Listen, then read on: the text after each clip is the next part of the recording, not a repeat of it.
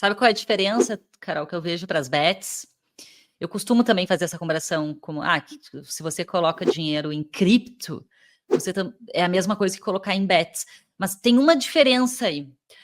Nas bets, a pessoa vai e faz uma aposta, né?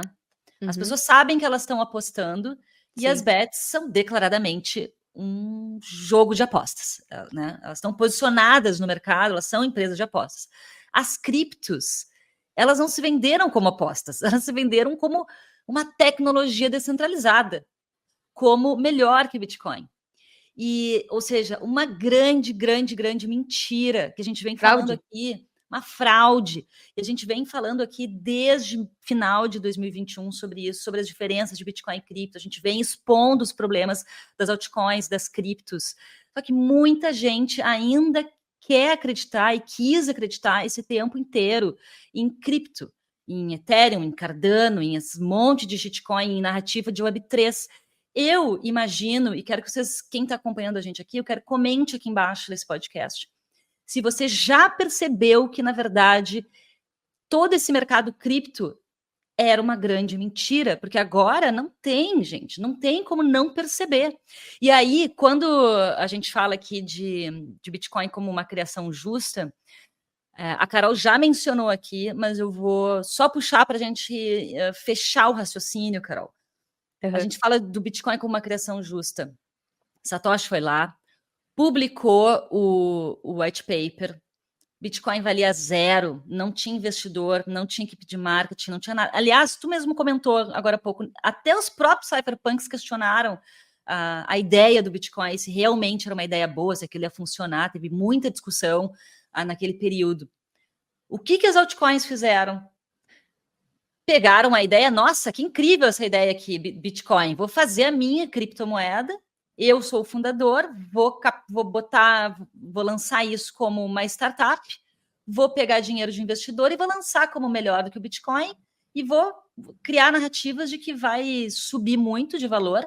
Um monte de gente vai substituir, um monte de gente começou a comprar acreditando que ia ter mais valorização do que o Bitcoin já tinha tido. Começaram a comprar aquilo ali, e obviamente aquele monte de moeda lixo começou a pumpar, o valor começou a subir, e os investidores que entraram lá no início, antes até muitas vezes do lançamento, em momentos de pré-mineração desses tokens, o que eles fizeram? Botaram todo o dinheiro no bolso e saíram bem felizinhos, porque venderam em cima da cabeça do varejo. Foi isso que aconteceu na maioria das criptomoedas, das altcoins que foram lançadas. A maioria foi lançada com o intuito de ganhar dinheiro. Eu até posso, talvez, acreditar que alguém teve uma boa vontade de achar que ali os games poderiam, né, ser um mercado interessante, de ter tokens ali.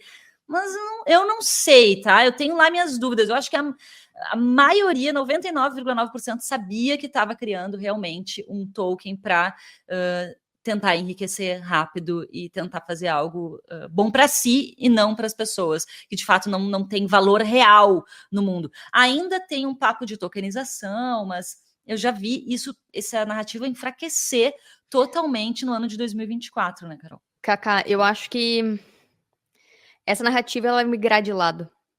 Porque eu acho que a tokenização ela vai acontecer. A gente vai ver ações serem tokenizadas, só que via Banco Central. O Banco Central do Brasil já está falando isso. O ponto que tu trouxe é esse. As altcoins, elas tentaram roubar a narrativa do Bitcoin no sentido de que tudo pode ser descentralizado e criado 1000 tokens e blá blá blá. Como se descentralizar fosse fácil. Só que o que as pessoas, até quem criava esses tokens não estava se dando conta, não queria deixar claro, é que eram empresas, e são empresas, então é centralizado. Mas vendia uma narrativa de descentralização. E outra coisa que tu falou que é super importante, primeiro ponto, o ganhar dinheiro, ele não é algo ruim, ele é algo bom. Na verdade, dinheiro é energia, é abundância. Mas o ponto vem, a que custo? Empobrecendo outras pessoas? É às custas de uma fraude, de uma mentira? E esse é o ponto, porque eu vou só detalhar um pouco mais do que tu explicou, tá? Quando as altcoins, elas fazem pré-mineração, significa que as moedas que foram pré-mineradas, ou seja, elas foram criadas antes mesmo da rede começar a rodar, significa que são moedas que foram criadas sem consenso da rede. São moedas que os criadores, via código, disseram, antes do protocolo começar a rodar, vamos imprimir metade das moedas, ou 70% das moedas. 30% vai para mim, 30% vai para o fulano, 10% vai para o ciclano, que é investidor, e vamos ratear isso aqui.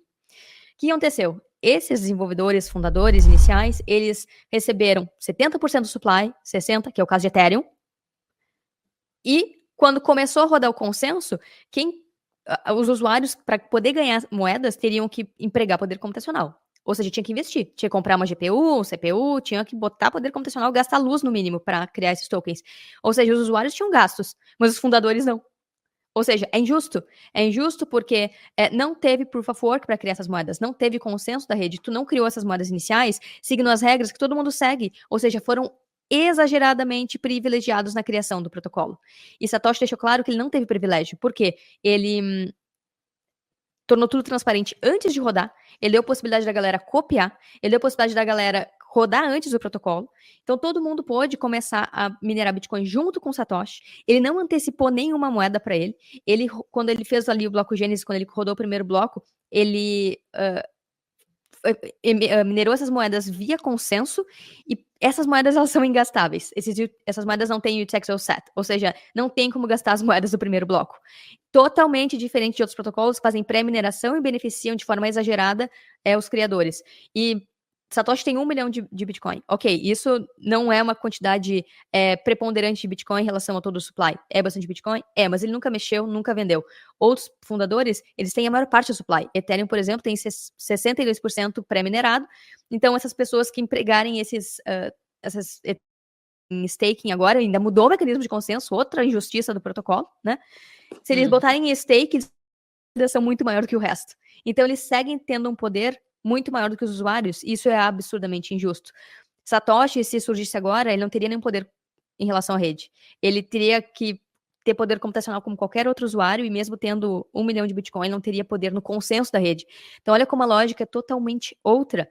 Bitcoin nunca fez hard forks, o supply, ele é fixo, inalterado, e as pessoas, se quiserem ampliar o número de Bitcoin, podem ampliar, mas vão rodar em outro protocolo, no seu computador, não vai ser o que está todo mundo rodando, e é tudo open source. Então, só para falar o quanto a pré-mineração, ela é um baita indicativo de injustiça dentro do protocolo e privilégio para insiders, como acontece em fraudes de empresas, como acontece em cassinos, onde fraudam um mecanismo ali do, sei lá, do caça-níquel funcionar, ou da roleta, para que a casa sempre ganhe. Então, essa é a grande diferença, né? Com o Bitcoin, não tem ninguém se privilegiando absurdamente em detrimento dos outros usuários. Quem adotou primeiro acaba conseguindo acumular mais, e é como qualquer pioneirismo em qualquer setor, né? Quem começa Carol, primeiro se destaca.